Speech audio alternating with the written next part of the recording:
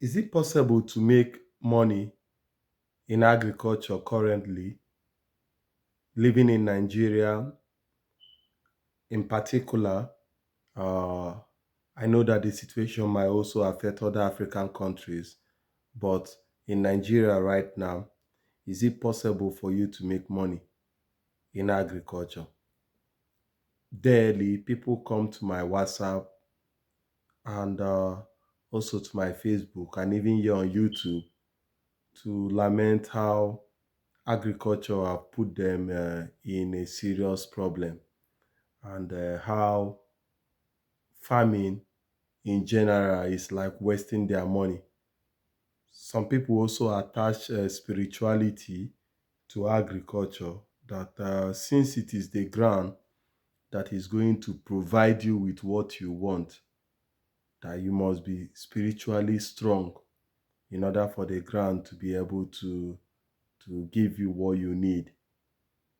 I know so many people that have started a goat farm, and the kids of the goat keep dying.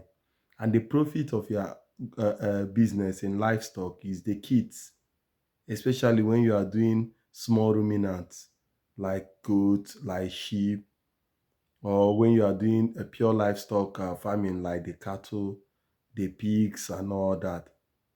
So people do not get what they feel they deserve from the farming. So they wonder, can they ever make any money from this farm? 3 weeks ago, someone came to my Facebook and he was crying seriously how he lost over 9 million naira in agriculture in 1 year. He had invested in cultivating maize. He didn't do anything wrong. He contracted the service of an agronomist, paid 300K to the agronomist to help him.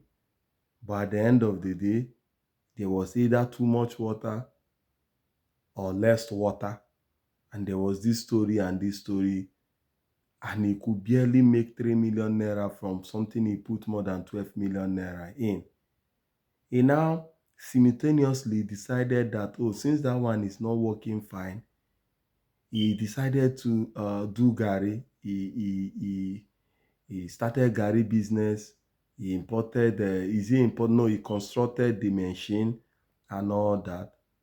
And the Gary business did not even kick off very well. He have to close it down because he already saw that money was just flying out and he didn't see how he can make profit from it. Even today, someone reached out to me about his fish that he's doing. He's into fish, not the smoking type, the other one that the roasting one also, that is not profitable for him again and all that. And that is the story of so many people in agriculture. Some people will buy cows and the cows will just die. Some people have pig and the pigs are just dying. Drop your comment on this post so that I can also hear your challenges, and I might make a particular video because of your challenge. I will use it to make a video for you to see what you need to do. So why are these farms failing? Sometimes these people do not do anything. Sometimes we did nothing wrong. We did nothing wrong. Because for someone to take his 12 million naira to invest in a business like agriculture, that one is capital intensive, two is risky, three is a business that deals with mystery. You don't know what you will see. That person means well for Nigeria.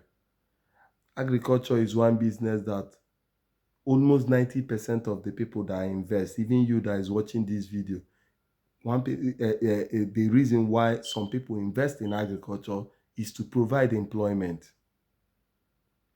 The reason why people invest in agriculture is not just profit, is to provide investment. There are people that are abroad that the reason why they open a farm in Nigeria is so as to help their brother. or to help their sister. It's not as if that money was scratching their body. They wanted to help somebody in Nigeria to have a work doing. Because even if you keep giving people money, you cannot solve their problem. You need to, you know, you need to teach them how to catch the fish so that they will continue from there. They will create a source of livelihood from there. But at the end of the day, they fail. Now, let me quickly tell you why this farm failed. I will use the rice of last year as an example. Whenever I use an example of a particular thing, I don't expect you to be asking, what about beans? What about this thing? I want you to use the rice experience to see why other similar farms are failing. Last year, the price of cultivating 1 hectare of rice was something else. The price of planting, let me use planting rice, was something else. You need to see how much people were buying paddy. You need to see how much people were buying herbicide, fertilizer. The prices was times 3. As of the planting time last year, rice was booming. And it was believed that by this year, that the price of rice will have tripled. People were cultivating. People were collecting loan from cooperative in order to buy more. People were just interested in cultivating. Some people even left the main business they were doing, and they assumed that immediately they get their rice, that their problem will have ended. Now what happened? Presently, people are praising President Tinubu that his economic principles have reduced the price of rice. And when it comes to food, I normally laugh. The reason why I laugh is that it is an emotional thing. The ordinary Nigerian is happy that the price of rice is coming down. Now, what about the farmer that invested all his money in farming the rice, and by magic, not by economic principles? Comment if you understand what I mean by magic, not economic principle. The price of this rice is now down. It is magic, because the government can wake up after you have spent all the money in planting this rice and decide to open the border. And when they open the border, the rice will come in from outside Nigeria, and the rice that is coming in from outside Nigeria is cheaper than the rice you cultivated here. Now, when I was not a farmer, I will be thinking, these farmers in Nigeria, they are very greedy. That is why other rices that come is cheaper. Other product that come is cheaper. Haba. If in 2025 you are still thinking this way, my brother, calm down. It is time for us to film. Make us film the rice. Let us film the politics. Let us film the president. Let us film everybody well. If you film what is happening, you will see that rice is coming from another country that the government has subsidized their agriculture. And that is why it is easy for them to even import or export the rice to another country, and the price of the product will still be low. Let me say it again for the benefit of people sitting at the back. Those rice that are coming in, formally, the government will tell you that the rice is affecting your health, is doing this to you, and you will agree. Oga, forget that thing that the government is saying. This same rice is the rice some people are eating in their country, in Singapore, This same rice, people are eating it in the UK. In other part of the world, they kill them. Forget that thing where did they tell you. These rice are coming from places that the government have adequately incentivized their farmers. That these farmers have surplus product to even export outside their country. Why won't the prices of these things be low? Now look at your country. The farmer is the one providing security so that Fulani herdsmen will not go and eat the rice. The farmer is the one that is providing fertilizer for his farm. The farmer is the one that is providing herbicide for his farm. The farmer is the one that will go and hire tractor for the farm. The farmer will go and buy diesel and give to the tractor. If you have farm rice before, you will understand what I'm saying.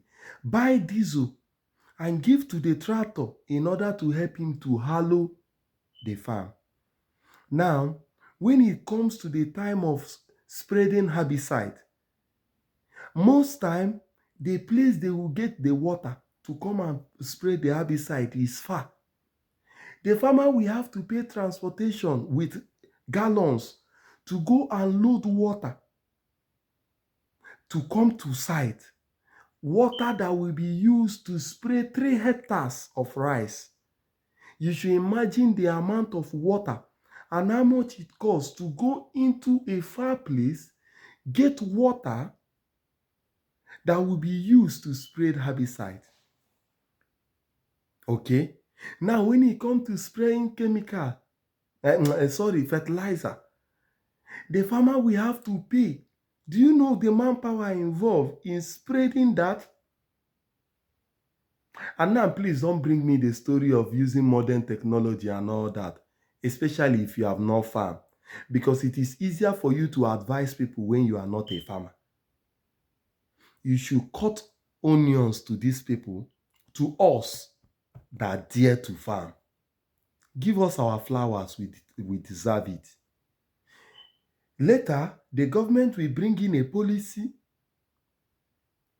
and then they will kill all the effort we have made. Waste all the money. The ones we borrow, families are no longer talking to us. Our friends are no longer talking to us because of we have borrowed money from them. And at the end of the day, we cannot pay the money back. Is it still profitable to do farm in this 2025? With all these things that are going on,